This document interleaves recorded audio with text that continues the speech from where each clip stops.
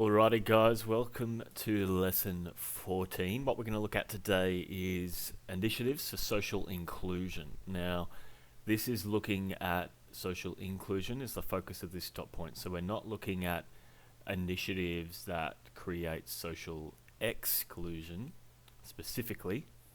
However, what we may find is that a lot of these programs which is focused on social inclusion may in fact create social exclusion for Aboriginal people. Okay, so the core focus of the dot point is looking at programs initiated by the government as a macros agent here, but as well as the government, we're going to be looking at community organisations as well.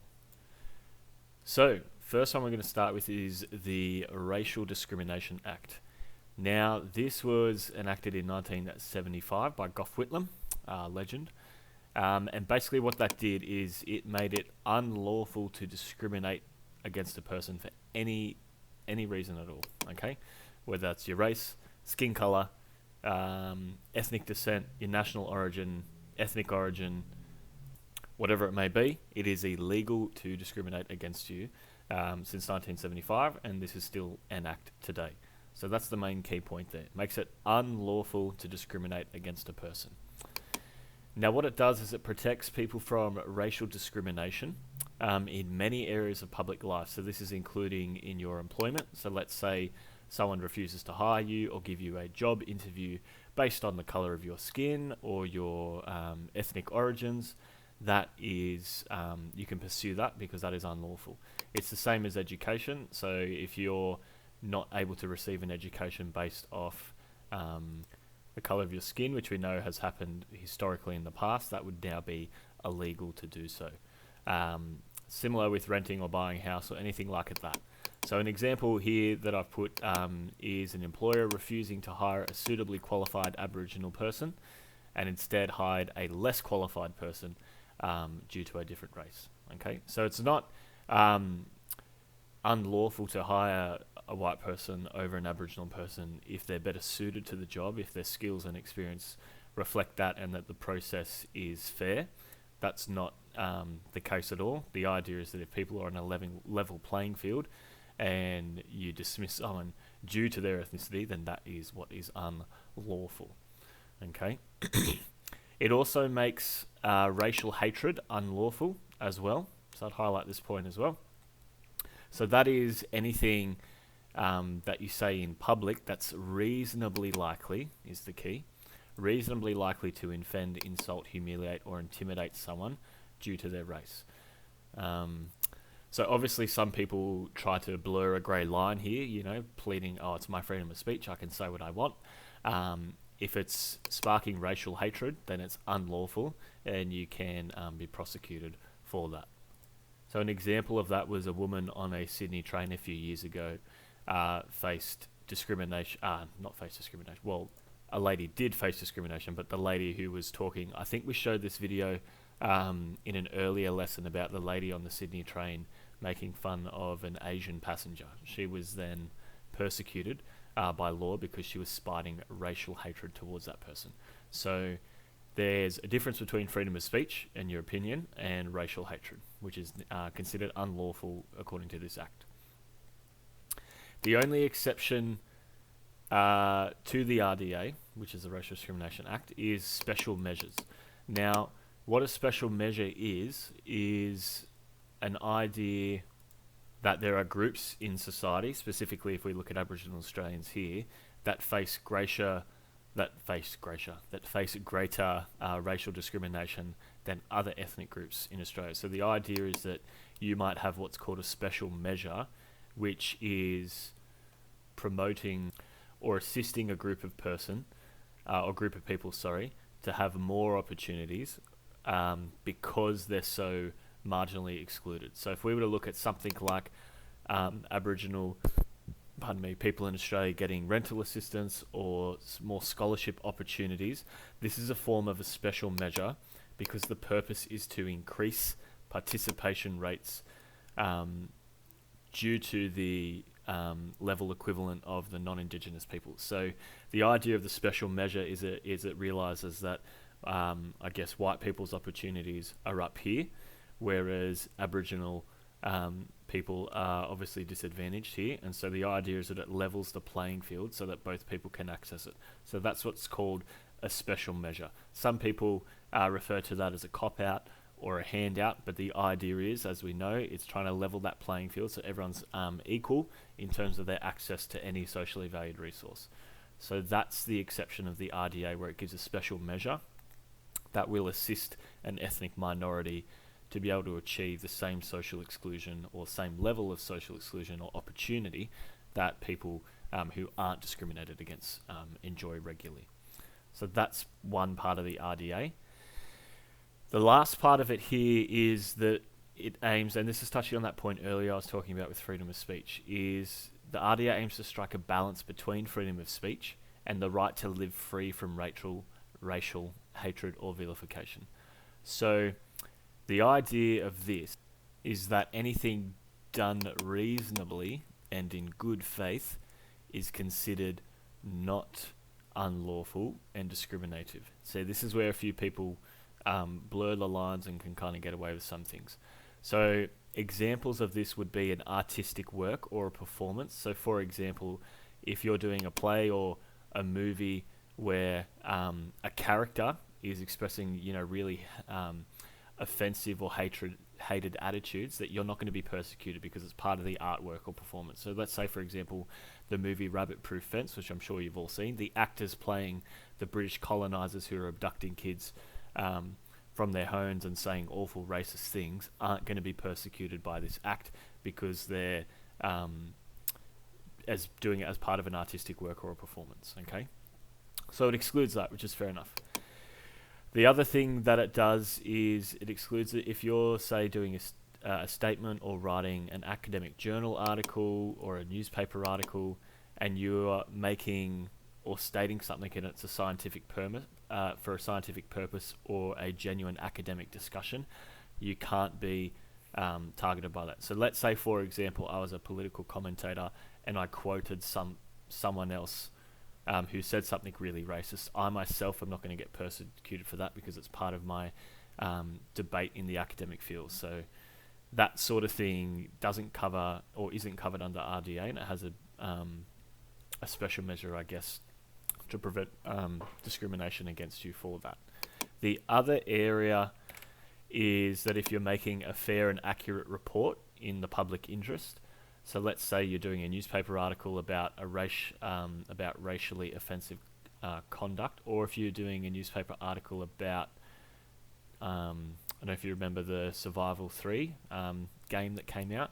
If you're writing a newspaper article about that, again, because you're doing it about something else, you yourself aren't being racist. The content that you're talking about is indicting racism, but typically you're critiquing it. So that sort of thing doesn't count either. Although this is where some people kind of get away with it. So you can see over here, this comment here, or this comic strip here talking about Sheila's, you give them an enriching cultural experience and what thanks do you get. This comic received backlash because a lot of people deemed it as racist, but the artist was saying it was part of his artistic expression and his genuine right under the RDA under here, that it's for academic or a fair reporting purpose, or it's a fair expression of a person's genuine belief. You can see where that grey line can draw. I mean, to my opinion, this is pretty overtly racist, but that's the sort of thing where it can get drawn under fire. So for something to be really pursued under the RDA, it has to be pretty overt racism. Something like that lady on the Sydney trains that we looked at earlier. So, in looking at the RDA and every other program that we're going to look at in this lesson, is I've done this little table here where you need to make, or where I've done it for you, is we're assessing whether this is effective in promoting social inclusion, because our syllabus stop point is looking at initiatives that the government has made which is focused on social inclusion for the group. So you can imagine if you get a HSC question that is saying something like, to what extent has government programs increased social exclusion for one group? You can imagine that being a question. So you need to make a judgment on whether it has or it hasn't. Okay. In most cases, there are positives and negatives to each thing. So the positives here with the RDA is it delegitimizes racial discrimination, and particularly I think that's important is the non-violent acts of racism, which were previously beyond the reach of the law. So there used to be like physical violence and things of that nature against Aboriginal people, and there still is today. But if you were doing things like that cartoon we saw, or if you spoke anything that was racially hatred, that was showing hatred towards a certain race, it used to kind of get brushed under the rug, whereas now it's illegal to do that as well. It also creates an avenue for redress. Now remember, redress means to fix a problem or to solve a problem. So you can make a legitimate legal complaint because it's in the law. So that's one positive. It also deconstructed what we call the White Australia policy a bit more, because it encouraged less tolerance for racial behaviours because it's now officially unlawful. And I think it also reflects a statement from Australian society as a whole that it's not acceptable to racially discriminate against anyone, and that we're trying to be committed to the equal dignity of all our members. So they're the sort of positives that you can expect here. The negatives, however, are as following. It doesn't actually alter racist behaviour, and it typically fails to sanction institutionalised racism as well, and sort of the deep social entrenched attitudes that people can have towards ethnic minorities. So it doesn't really fix that problem, so it's ineffective in that range. It's also statistically not very effective. Only 1/4, or 27%, roughly, a bit over a quarter, of cases that have been brought to court with the RDA, only 27% of them have actually been successful. So most of the time, if you go to actually make a formal complaint about it, the chances are you won't be successful, okay? Because of all these kind of beliefs, it's really hard to prove that it's not an exception under this law at some times. And then there's a section in the Racial Discrimination Act called Section 18D, which ensures that fair comment is exempt from a breach. So the idea of, in my opinion, I think this, which is this thing, or it's my genuine belief that XYZ. So also known as, I'm not racist, but, so those kind of comments can, under Section 18D, really limit the effectiveness of the RDA. So there are some positives and negatives. I probably, as a whole, highlight all of these because this is sort of the crux of where you're going to be pulling your responses and your main arguments from if you get a question on this in your HSC. So there is the Racial Discrimination Act. Second one we're going to look at today is the Closing the Gap initiative. So you've probably all heard of this. In 2008, the Closing the Gap initiative was a 10-year plan created by the government in response to the generational disadvantage that Aboriginal people face due to a variety of factors. So what it did is it looked at the gaps in key areas of child mortality, early education, employment, school attendance, literacy and numeracy, Year 12 attainment, and life expectancy. So you can see there's 4 measures here on education, 4 measures here on education, 2 on healthcare, and 1 on employment. So again, shows you how important education is to social inclusion. So the idea of this Close the Gap campaign was that the government was going to put some funded initiatives to try reduce the gap, because we know from all our SVRs that the disproportionate gap between access to socially valued resources for Aboriginal people is mildly to severely disproportionate.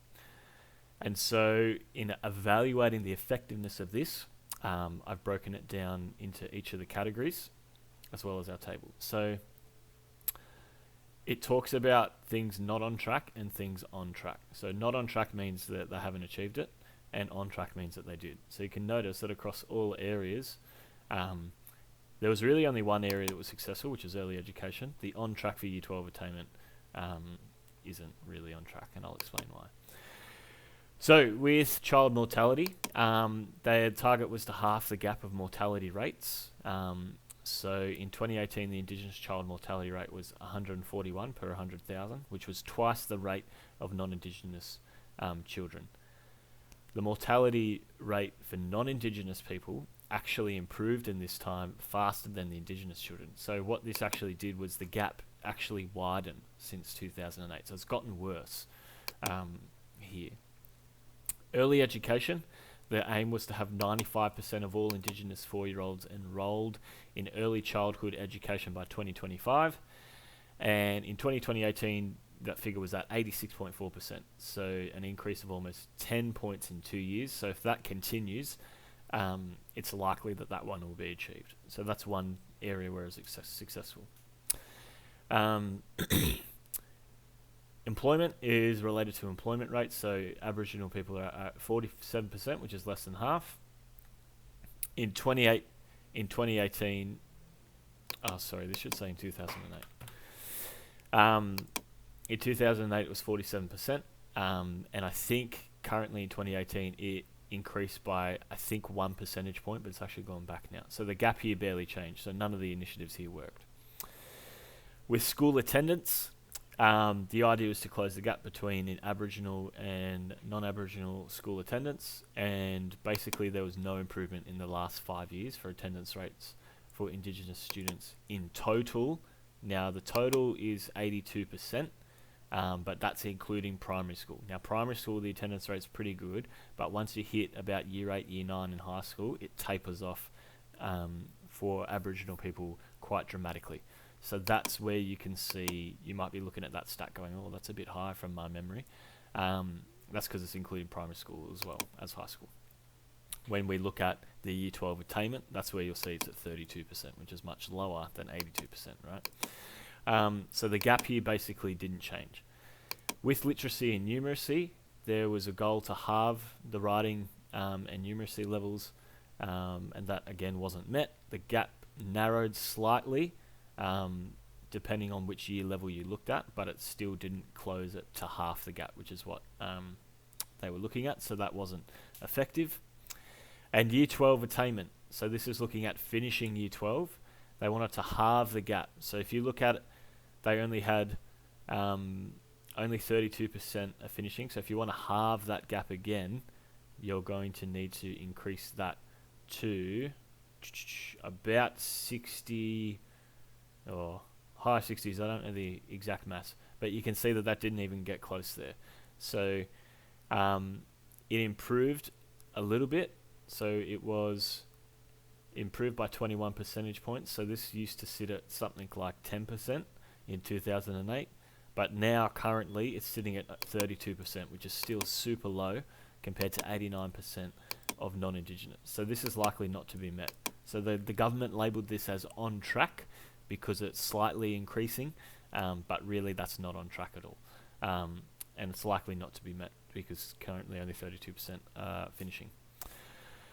Then the last one was life expectancy. So the life expectancy is 71.6 technically, and 75. We can round that to 71 and 75 in 2015 to 2017. But we know that today that gap is actually increased to 10 years because the life expectancy of non-Indigenous people has increased, while the life expectancy of Aboriginal people has stayed the same. So this gap has actually widened. Okay, so if we look at it in summary, the gap's actually widened in two areas, and it was not met in one, and it didn't even change in 1, 2, 3, 4 areas. So it really only succeeded in one area, and even then it's still not meeting its target. So this is where we come to our assessment here. So was the Closing Gap the initiative? Was it effective in promoting social inclusion? Some things to consider. It set some good goals for social inclusion and disproportionate rates of access to socially valued resources, which is good. The early education statistics increased, which is a positive. And basically, a positive to take about it is due to its colossal failure, there's actually a new reform on Closing the Gap initiative, which was started to be implemented last year and runs until 2031. And what they actually did this time was they consulted with the community. Surprise, surprise, consultation's a thing. Whereas, because the last one they didn't consult, they just made all these goals for Aboriginal people and said, here, meet them. Whereas now, they've actually consulted with elders and you can see there's 16 new targets, so it's a bit more robust than this one. And it includes things like, as I put down this note here, things like reducing Aboriginal children out of home care, increasing land rights, reducing disproportionate incarceration in the justice system, including improving social and emotional well-being and things like that as well. So that's one positive to come out. It sucked so much that they redid it, and they actually consulted with Aboriginal people for it. So that's a kind of a backhanded positive. If we look at the negatives, it just basically wasn't effective. It was a dismal failure. 0 out of 7 targets were actually met. 2 are labelled on track. However, 1 out of those 2, so early education's on track, give that a tick. But the Year 12 attainment is super unlikely to be met because the stats and percentage are rising so slowly. For 2 out of 7, the gap was actually widening, so it got worse. And then for the other 2 out of 7, it barely changed at all. So that's a really bad negative. It was just an absolute dismal failure. The second negative here is that there was no community consultation in the original Closing the Gap initiative. Okay, so decisions again were made from a top-down approach by the government, which obviously didn't work at all. So overall, if we were to assess against this syllabus dot point whether it was an effective program for social inclusion, mostly no. Okay, so the extent to which it was mostly bad. The only thing it really did improve was early education statistics, and that it actually caused an actual proper Closing the Gap initiative to be created because it sucks so much. Moving on, our third initiative that we're going to look at is the Bringing Them Home report. So this was tabled in Parliament in 1997, before any of you were born, and it was the result of an inquiry into the stolen generations that happened across a 60-year time period between 1910 and 1970. So the predominant, most of the stolen generations happened a lot earlier in those 60 years, but it was still happening in some states up until the 70s. So what the Bringing Them Home report basically did, it was a royal commission into the stolen generations. Now, what a royal commission is when the government has an independent inquiry into something, usually something that's gone horrifically wrong or bad, and the idea is that through that investigation they'll find out what caused it, and they'll come up with some strategies and recommendations to try and fix the problem. So there's been royal commissions into Indigenous deaths in custody as well, which we looked at when we looked at the justice system, which found out and discovered that Aboriginal people were getting treated really badly by prison guards and all of that sort of stuff. Similar thing here, the Bringing Them Home report really did a deep dive into why it happened, what the effects were, and where we need to go to improve. Because at the time, the current government, so John Howard, for example, was a Prime Minister that refused to believe the stolen generations actually happened. He denied that it actually happened in history, which is unfathomable, really. So what this report did was it brought legitimacy to say that no, it actually did happen. So what this report did was it gave 54 recommendations to redress the impact and removal policies and address the ongoing trauma that that's having on Aboriginal people. Because the stolen generations, as we know, is one of the biggest indicators for all the issues and problems with SVRs, because that intergenerational trauma of being disconnected from family, land, culture, and your lifestyle has a massive, profound effect on every single SVR. So some of I didn't list all the recommendations because there's a lot of them, but the main ones included these things. An acknowledgement, firstly, of the responsibility and apology from Australian Parliament, police force, churches and non-government agencies which helped implement the policies to force the removal of children. Now we know that we've had the national apology from Australian Parliament regarding this, which has been implemented in 2008 by Cameron Rudd, which we'll talk about in a sec. But there's been no formal apology from the police force, churches, or some non-government agencies as well. So far, it's only partly finished that recommendation. Other recommendations included that there should be public records for family tracing, so the government should release the public records of all the children that they stole, so that Aboriginal people can trace their lineage back and find out where they came from. The idea that it's compulsory to learn it in school, so we do learn about it in the history curriculum now, which you guys had learnt in school. That it addressed contemporary separation, so the idea that the stolen generation impacts are still ongoing and that needs to be fixed. There's a guarantee against repetition, so the idea that it will never ever happen again is one of the recommendations. And then the sort of last one with reparations. Reparations means a monetary compensation. So one of the recommendations is, because Aboriginal people are so disadvantaged because of the social trauma and intergenerational trauma that happened as a result of the stolen generations, that they should receive some monetary compensation to help give them a foot up and a leg up to start life again, because a lot of them, like we said, have a lot of mental health issues and trauma that they find it really difficult to get to work. And we know if you don't have employment, it affects your access to other SVRs like technology, housing, healthcare.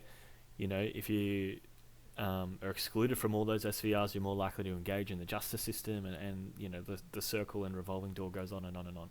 So some reparations would help there. So 2 decades on, I guess this report still remains really relevant because a lot of the recommendations are still outstanding. What it means by outstanding, similar as you get a phone bill that says your invoice is outstanding, it means you haven't paid it yet. It means that some of these recommendations haven't been implemented still. So you can draw a little arrow there.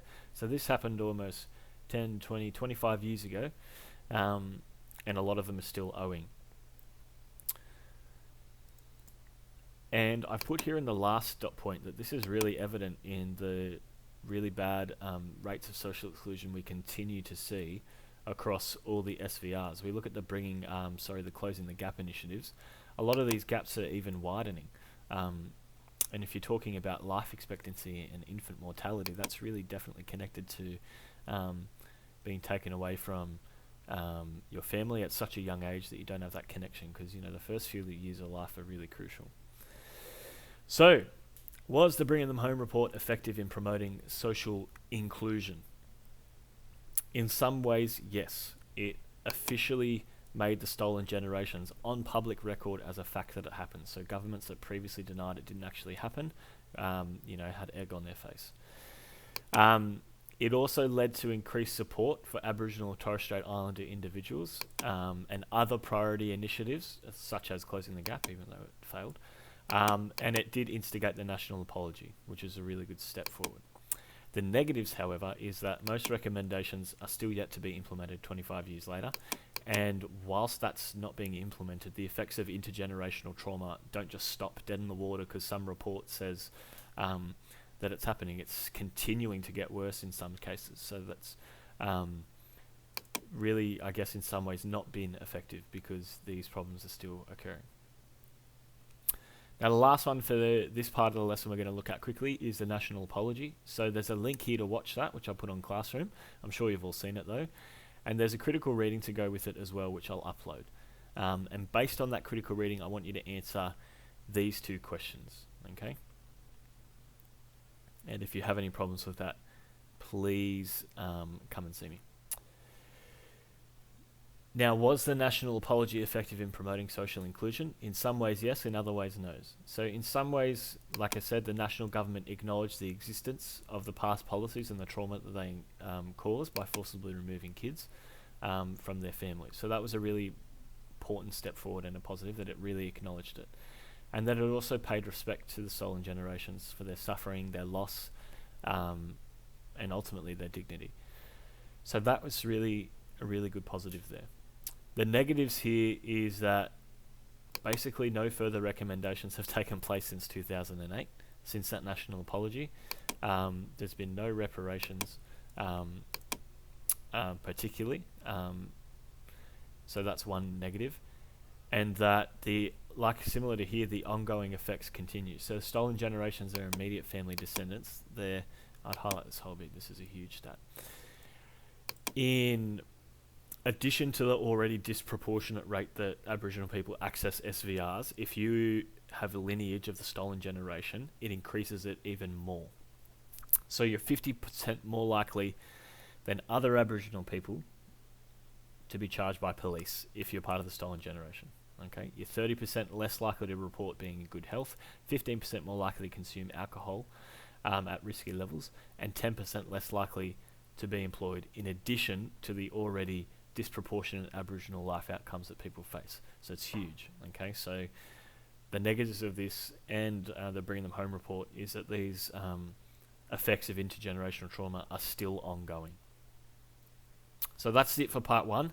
Join me for part two, where we look at the Northern Territory intervention, and then we'll look at some community organisation stuff. Thank you.